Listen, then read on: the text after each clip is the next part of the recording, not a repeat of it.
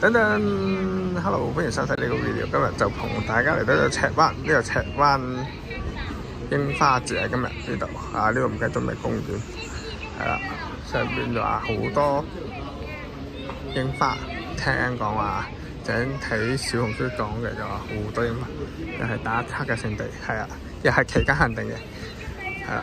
咁我哋陣間上去行山，嚟到深圳都要行山，係啊。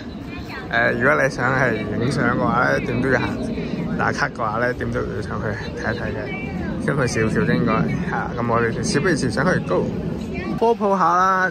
赤灣喺邊度咧？係呢度南神區，即係南神區即係邊度咧？深圳灣係啦。我會放翻個地圖出嚟俾大家睇，我哋嘅位置喺邊度係啦。但係其實佢門口呢度都好多植物同埋有啲花嘅，係啦。好值得嚟呢度打卡，期間限定嘅。咁樣行上嚟咧都幾舒服嘅，雖然話半行山狀態，但係都平路嚟嘅，舒服嘅，唔難行。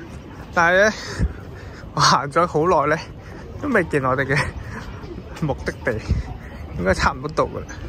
咁就會陣間睇我行成點啦，啲相。終於行到啦！哇，影咗好多相，係啊！陣間就會放啲相俾大家睇。係啊，陣間仲有上邊有個小火車，陣間去睇下個小火車可以點樣影到可以打卡咁樣。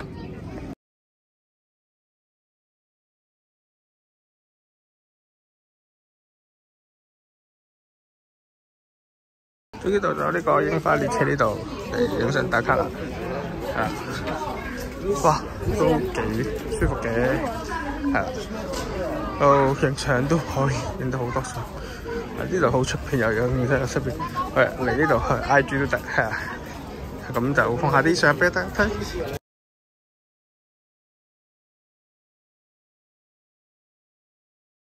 呢度其實都好出片同影相，係啦。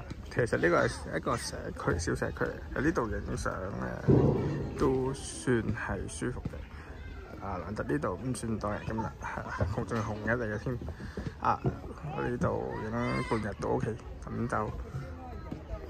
呢度影相到呢一 part 就完啦。今日我仲要有其他地方去睇下點啊？繼續拍展定係點？入咗嚟呢個沙姆呢度下睇下買有冇嘢買，可能會買啲嘢翻去都唔定。係啦，就做咗個會員，我未做過會員，所以入咗嚟呢度睇下冇嘢買。